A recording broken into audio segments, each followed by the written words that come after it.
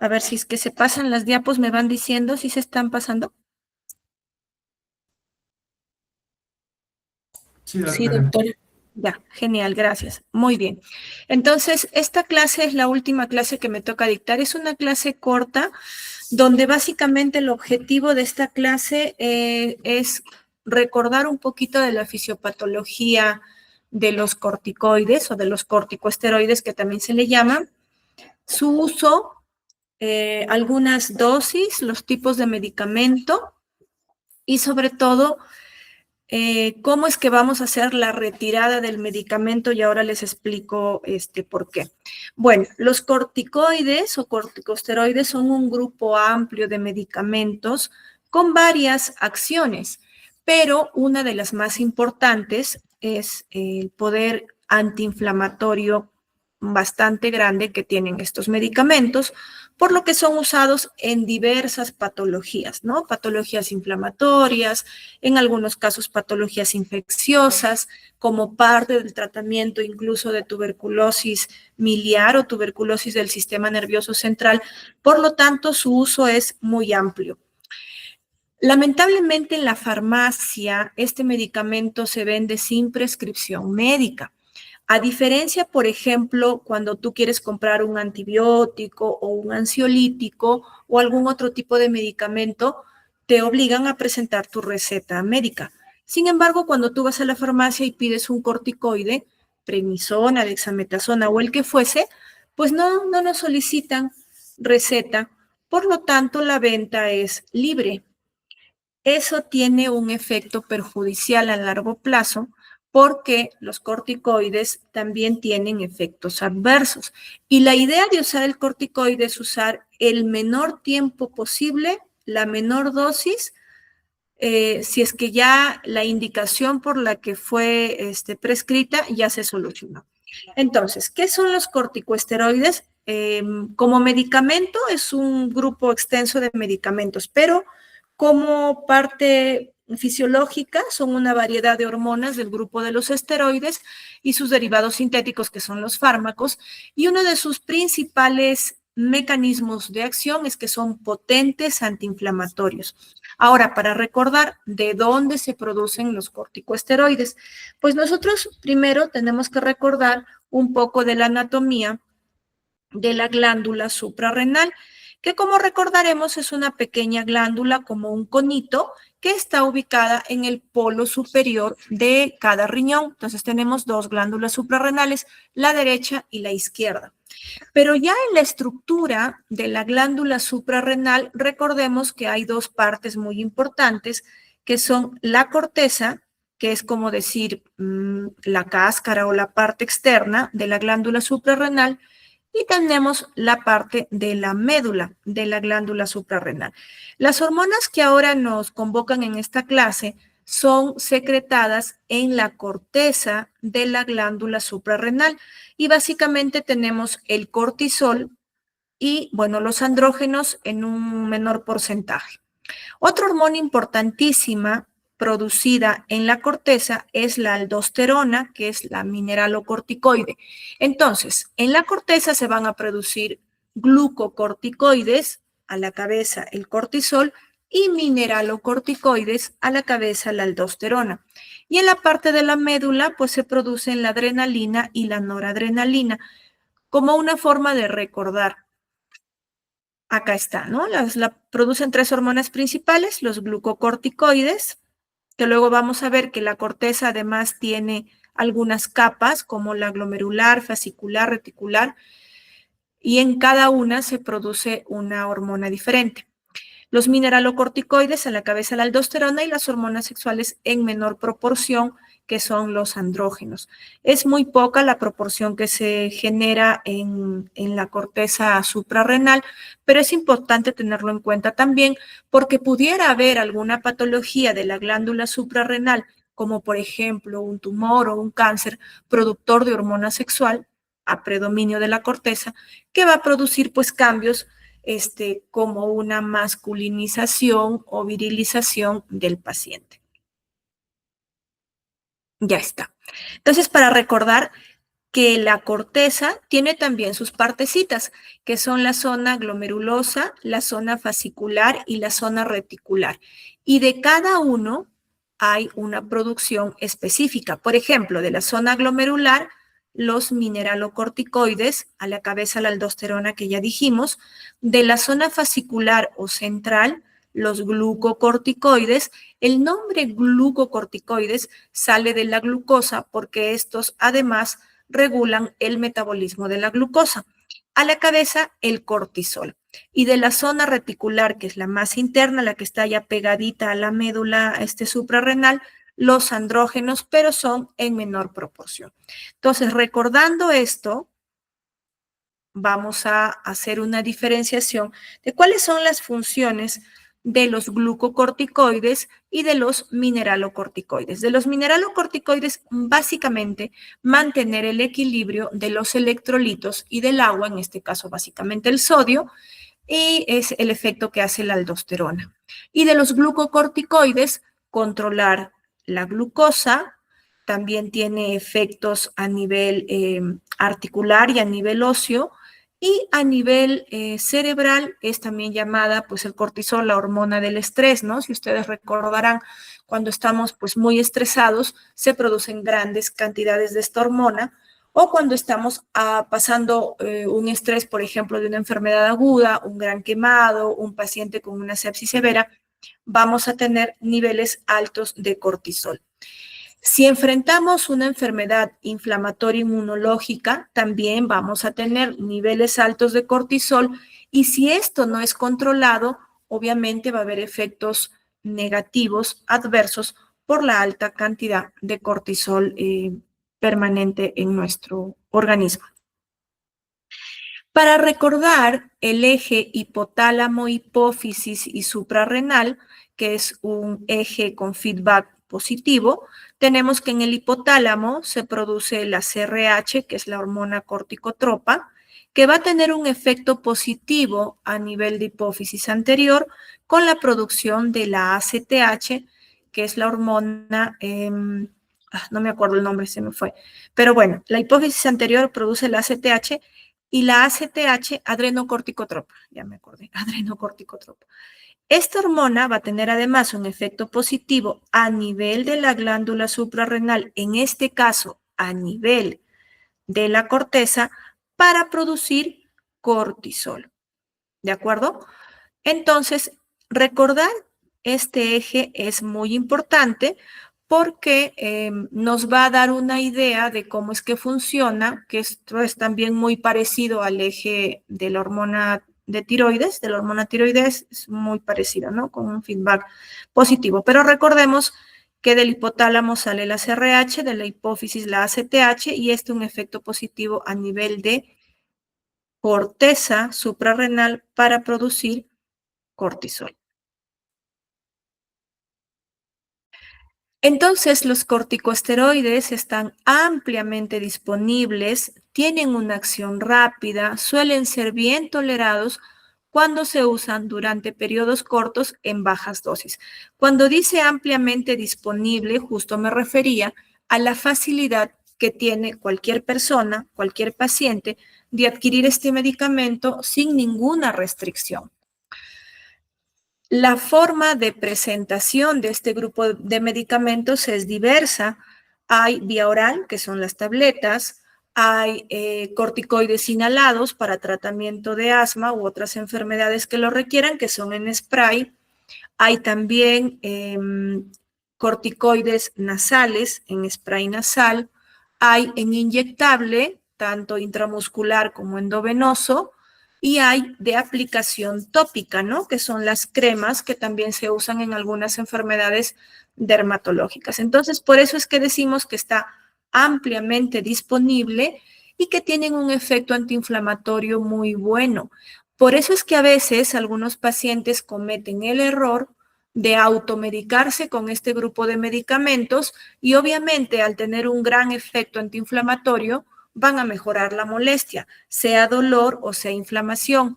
Y el paciente obvia ir al médico y le es más fácil y más rápido ir a la farmacia y comprarse cualquiera de estas presentaciones de corticoide y va a aliviar su molestia, lo cual es un error porque a la larga va a traer efectos adversos pues bastante complicados en la vida de la persona.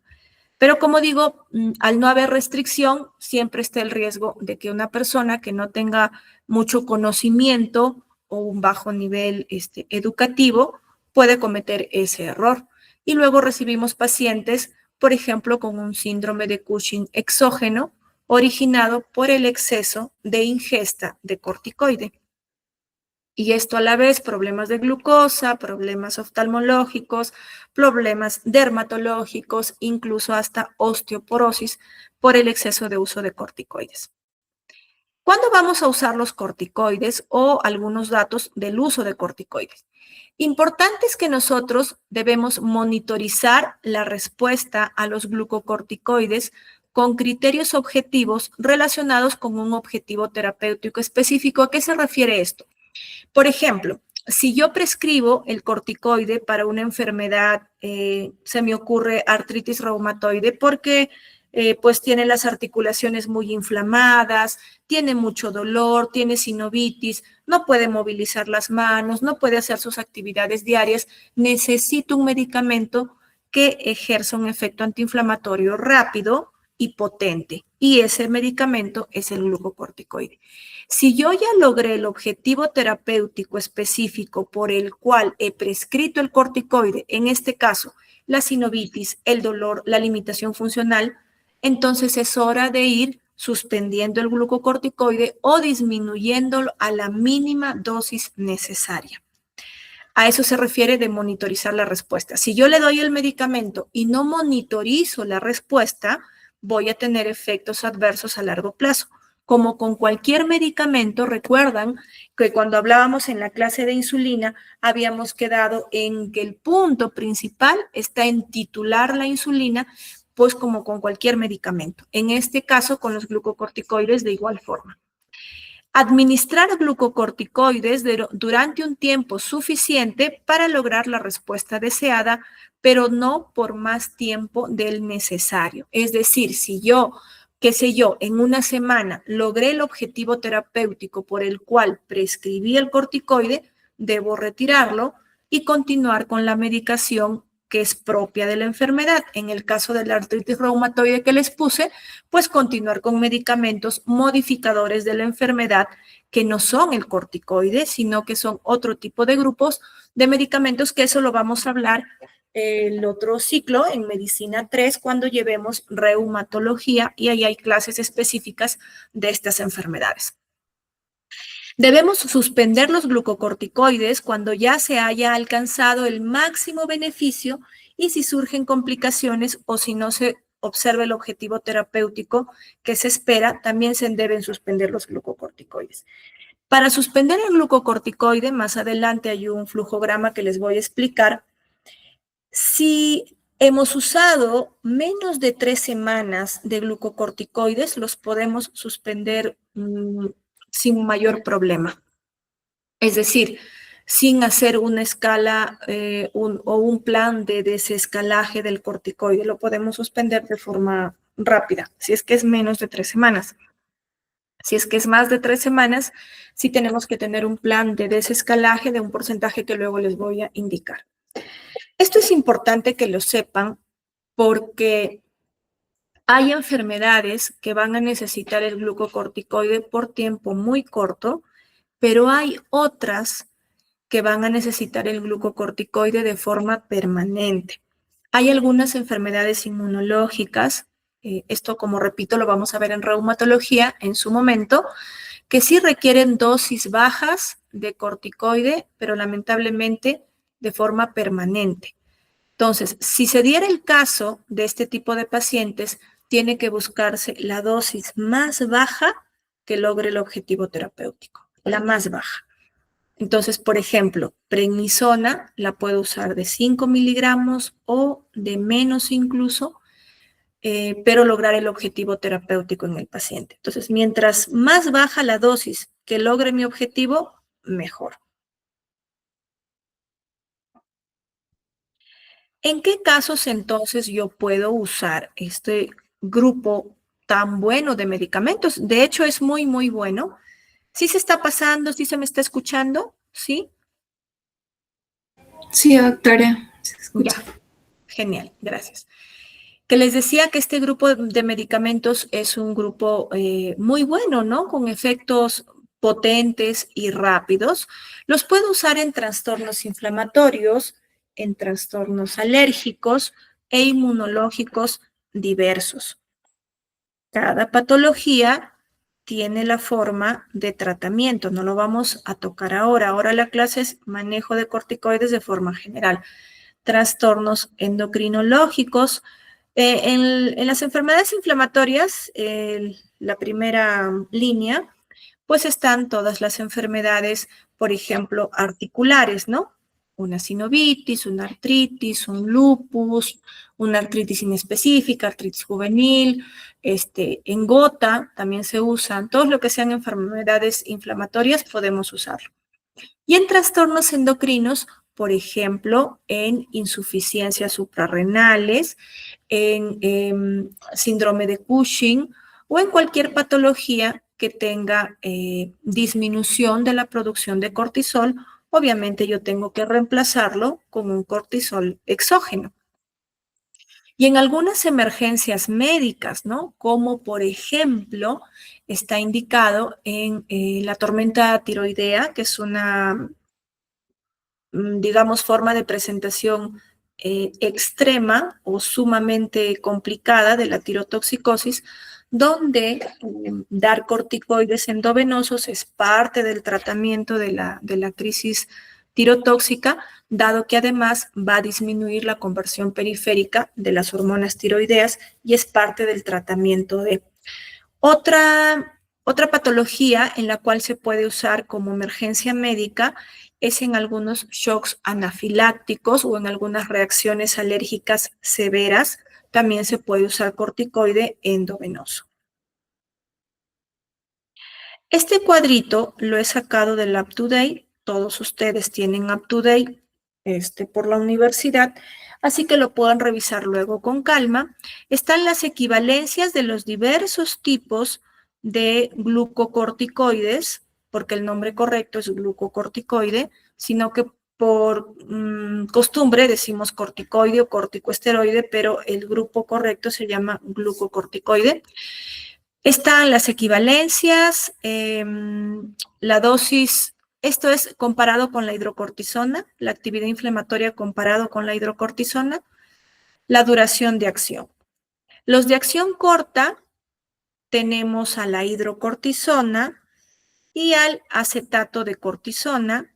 De acción intermedia, prednisona, que es una de las más conocidas, prednisolona, metilprednisolona, triamcinolona.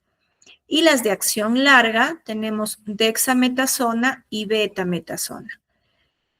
Varios de los medicamentos que están acá tienen diversas presentaciones. Hidrocortisona tenemos en inyectable, pero también tenemos en crema. El acetato de cortisona tenemos en inyectable, también hay en crema. La prednisona sola la tenemos en vía oral. La prednisolona, incluso en gotas oftálmicas, viene la presentación de este medicamento y también en vía oral. La metilprednisolona viene en inyectable, la triamcinolona viene en tópico, aplicación tópica. La dexametasona viene en oral y también en inyectable y la betametasona viene en inyectable y en aplicación tópica, ¿no? Si han escuchado, te picó un zancudo, aplícate betametasona, es muy común que en casi todas las casas haya una cremita de betametasona porque es un medicamento de aplicación tópica de acción muy buena y muy rápida. Y acá está la comparación con la hidrocortisona, que es la equivalencia en 1. La prednisona y la prednisolona son 4 veces más potentes que la hidrocortisona, la metilprednisolona y triamcinolona 5, y la dexametasona y la betametasona es como 30:1. Y el tiempo de acción, los de acción corta, intermedia y de acción larga. La interrupción del tratamiento sistémico, que es lo que les decía que hay que tener en cuenta. Los glucocorticoides se suspenden o se deben suspender tan pronto como la enfermedad que se está tratando está bajo control. Casi toda la bibliografía que habla del manejo de glucocorticoides hace bastante hincapié en esto. Es decir, no excederse del tiempo mínimo necesario para el cual el corticoide fue prescrito.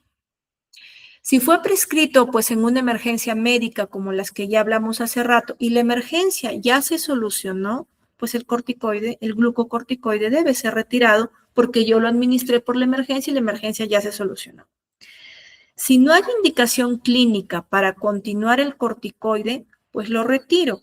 Por ejemplo, a ver, se me ocurre, un paciente con un shock séptico refractario. Si ustedes leen la guía de manejo de shock séptico, en algún acápite dice indicar corticoide endovenoso si es que hay sospecha de insuficiencia adrenal y eso va a ayudar a mejorar el cuadro de shock séptico.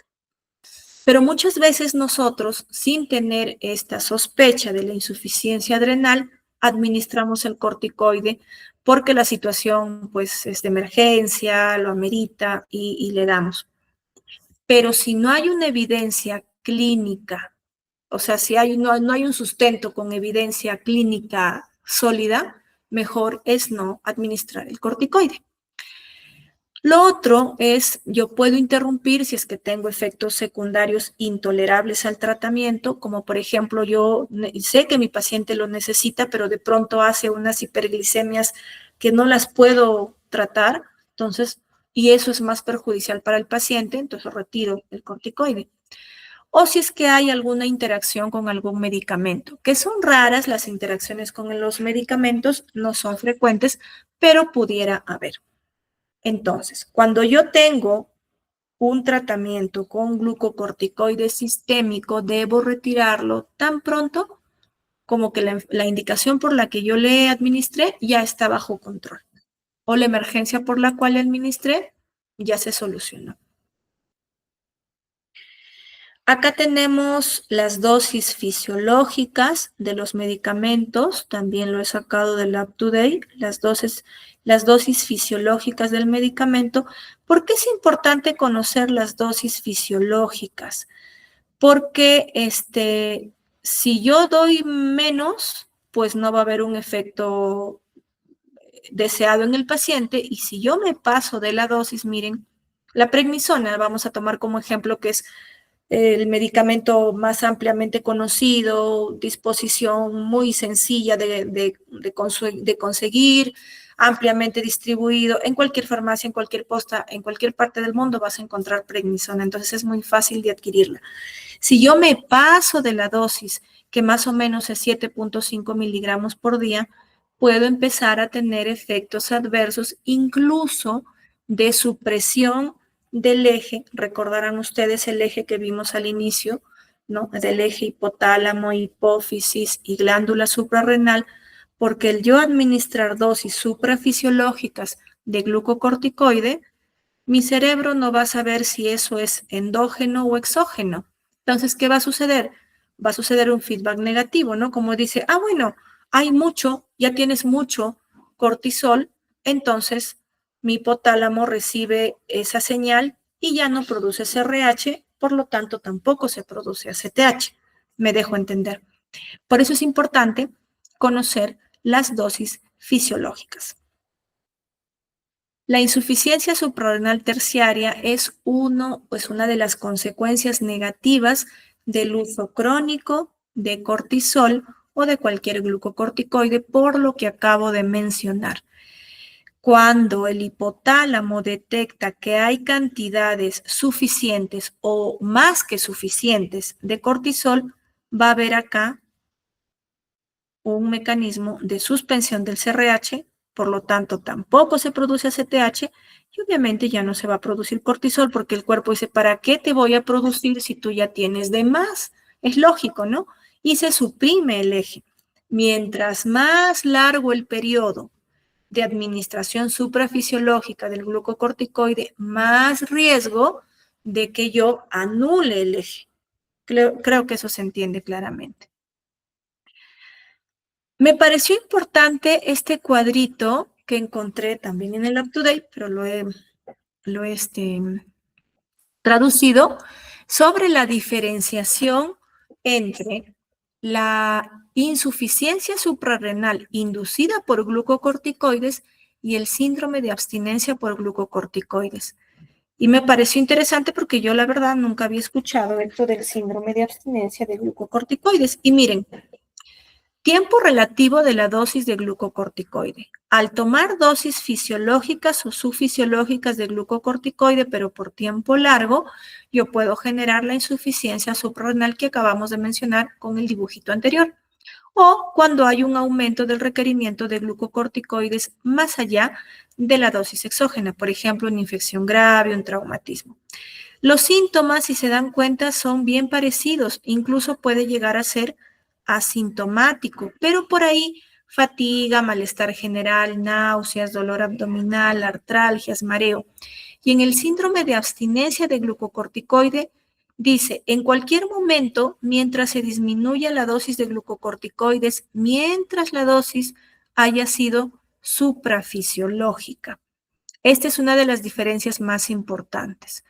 En la insuficiencia suprarrenal inducida por glucocorticoides ha sido a dosis fisiológica o subfisiológica. Algo sonó. No sé si levantaron la mano o porque no logro verla. ¿Todo bien? No logro verla. A ustedes no los logro ver. Todo ¿Todo bien, bien? doctora. Ok. Entonces, los síntomas del síndrome de abstinencia de glucocorticoides, miren, muy parecidos: fatiga, náuseas, artralgias, trastornos del sueño, cambios de humor.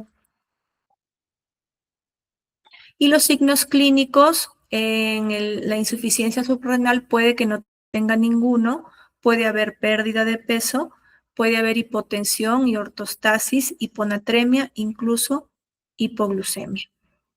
Y en el extremo de la abstinencia por glucocorticoide puede que no tenga ningún síntoma o que tenga características cushingoides, que también lo habíamos mencionado, como aumento de peso, redondeo facial, estrías.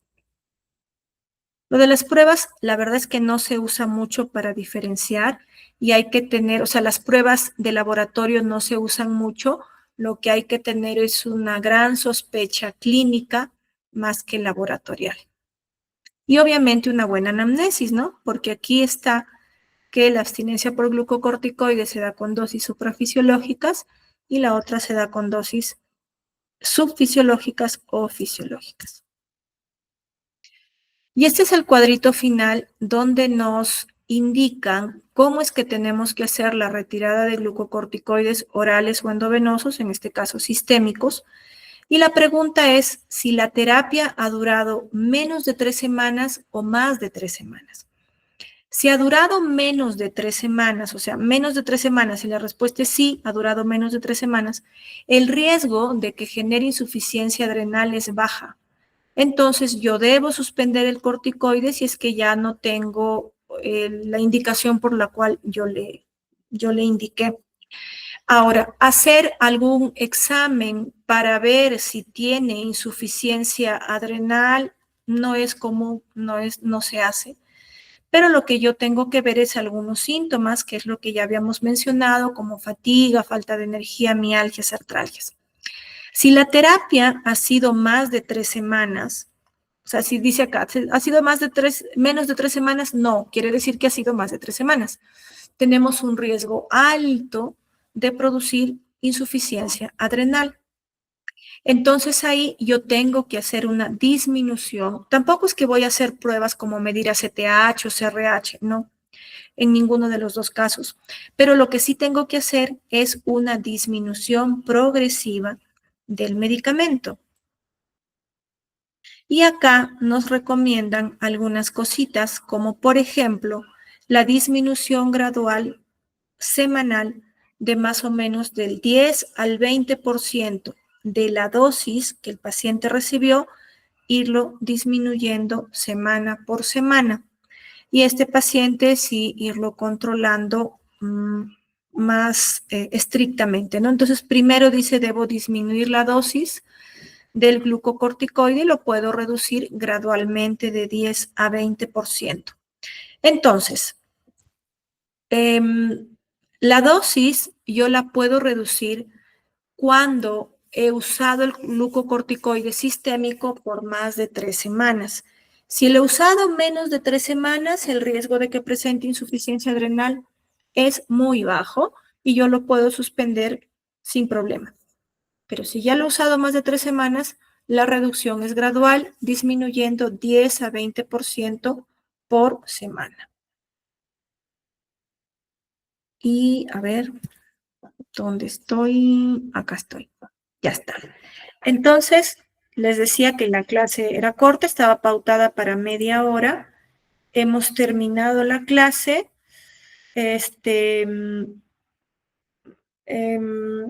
Kelly, por favor, me confirmas cuándo terminan de dictar las 2 clases que quedan con el doctor Sedano, porque el examen ya lo tengo elaborado y solo me faltan las 4 preguntas, porque son 2 por clase que ellos me están alcanzando, los docentes, 2 por clase. Entonces, solo me faltarían las preguntas de estas 2 últimas clases que están pendientes. ¿Me avisas, por favor, Kelly? Sí, doctora, vamos a coordinar con el doctor entre hoy y mañana, nada más que se dicten y ya quedaré ahí, por favor. Listo. Las diapositivas también que me envió ya le he hecho llegar al grupo ahí con los compañeros, todas ya. Ya, perfecto. Entonces, a ver.